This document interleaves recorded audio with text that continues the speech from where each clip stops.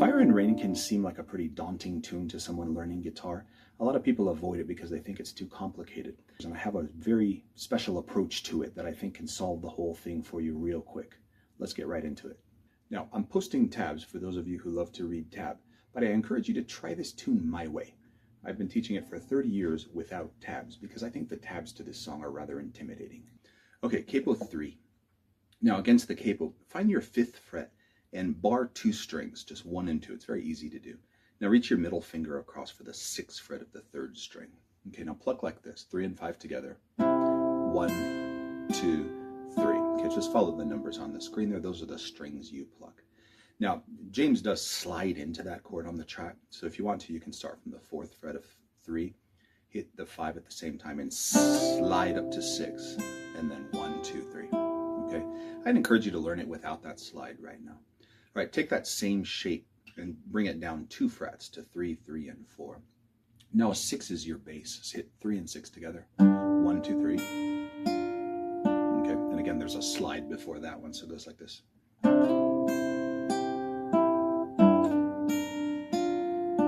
but you might want to just practice going.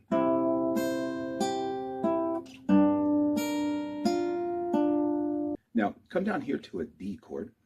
Now, truth be told, we're not really going to play the 3rd string, but let's hold it anyway, just because it's a D chord and it's comfortable to us. Okay, lift your middle finger off the 1st string. Pluck strings 1, 2, and 4, and then hammer that middle finger down onto the 1st string, so it sounds like this. Okay, now open it again, and then hammer it again slower. Okay, so that phrase sounds like this. Okay, I'll do it again. Okay, we have this so far.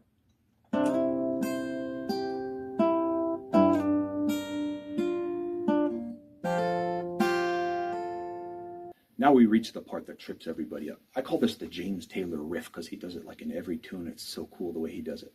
Now in this spot, we actually need an A chord like this, like a traditional A chord. But have you ever noticed James Taylor holds his A chord upside down? Did you ever notice that in his videos? So cool the way he does this part. Okay, so we need an official A chord. I always argue for this in this particular intro spot. Just hold the 2nd and the 3rd strings because that's all we really need. Okay, now the first thing you do, similar to our D chord, open your middle finger, hit 2, 3, and 5, and hammer that middle finger. Now hit 3, 5, 5. Okay, so you have. Now on your 2nd string, here comes the James Taylor riff. Reach for the 3rd fret of your 2nd string, hit 2 and 3. Come back to the 2nd fret and pull it off. Hit your bass, and then hammer back. Okay, so it's really cool. So it goes 3, 2, pull, bass, hammer. All right, so far we've got this on the A chord. All right, and then hit 2, and then 5. What follows is a very simple E chord. Hold 3rd string, 1st fret, 4th string, 2nd fret. Just pluck 6, 4, 3, 4. That's all he does on that chord. Now at the end of the intro, which I think is my favorite part, play this G chord, a 6th string, 3rd fret, 2nd string, 3rd fret. That's all we need for a moment. Pluck the numbers you see there on the screen. 6, 4, 3, 2. Okay, now drop your 1st finger onto the 1st string, 2nd fret. This creates a beautiful G major 7 chord. All right, he starts Travis picking here, which is so pretty. So he's going to go like this. 6, 3, 6, 1, 6, 3, 6, 2, 6, 3. All right, so it's. All right, love that part. So together it goes like this. Practice that part. It's a little complicated, but it's not too bad. Let me play that whole intro for you without talking. I'll play it slowly.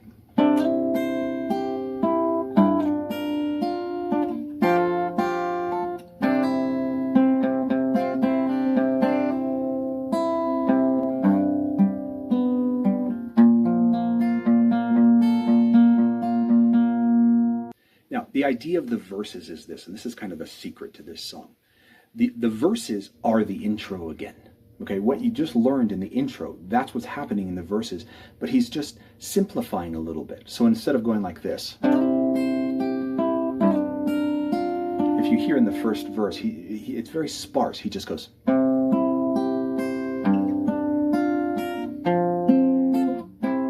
Right now, on that A chord, the James Taylor riff is a little different in the verses. It's even easier. So if you hold an A chord like this, or you can hold just our 2 strings is fine in this song.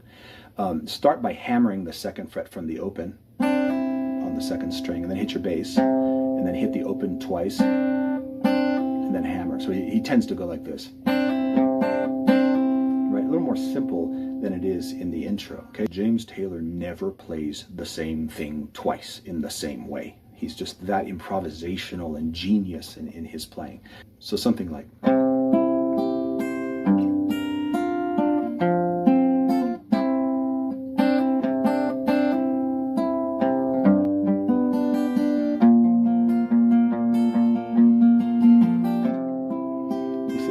Watch him play live. He strums sometimes, he fingerpicks sometimes. Okay, take that intro, internalize it, and then jam out on it during the verses. Finally, let's do the chorus. I can show it to you really fast. It's quite easy. This is a very misunderstood part in the guitar world. All right, hold this D chord here. Now, in reality, he is strumming more in the chorus than he is fingerpicking. If you watch any live video, fact check me, please. What I like to do on this D chord is like this. Just hit your bass note of 4, and then with your index go. All right, so I just do that. Bass, down, up, down, up. That's Oh, I've Seen Fire. Now here's a myth that exists in the guitar world. Every tab you ever see of this song contains this chord, a D, F, or a D over C sharp chord, because you hear that in the track. It goes. Guys, the cello plays the C sharp. Watch any live video of James, he never plays that C sharp, okay? You don't either. All right, so watch this. It's real simple. So 4th string. And then James just moves his first finger to the 5th string, 2nd fret, hit it once, strum, hit the 6th string, strum. Okay, let's do that. So it's.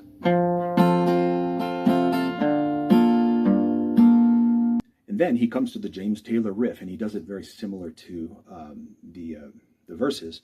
So land on your A chord, or you just do 2 strings is fine, guys. It's worked that way for 30 years for me. Hit your bass note and do the simplified James Taylor riff. Okay, let me put that together. So.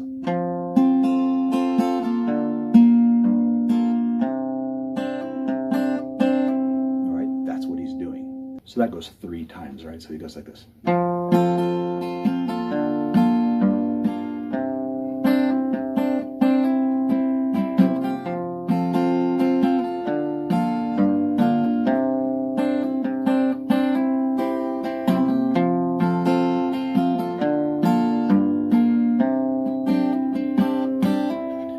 The end of the song is this. It's a G chord, but we don't need the whole chord. It's the 6th string, 3rd fret. And I watched the live videos. You can clearly see him do this. Hit kind of like 2, 3, and 6 together, and then a shallow strum like this. Okay, now hold your 6th string, 2nd fret, and your 3rd string, 2nd fret. This is another chord that James holds it upside down. We'll hold it normal though. Hit 3, 4, and 6, and then do a shallow strum. And then he comes to this E minor 7 chord, which is just the 5th string, 2nd fret. Also hit 3, 4, and 6, and a shallow strum. So that part sounds like this. Okay, now the final chord of the song is where he's strumming out. Really pretty chord here. Just hold your 2nd fret of your 4th string, and he really strums it out here. I'll put a pattern that I might recommend, something to the effect of.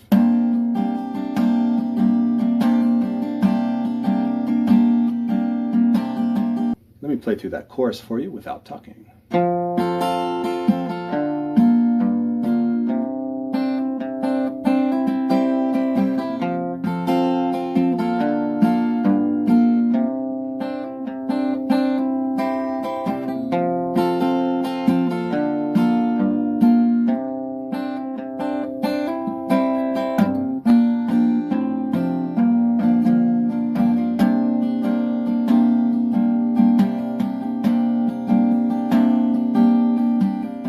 Thanks for watching. Hope you found the video helpful. If you did, please like and subscribe. I'll see you in the next one.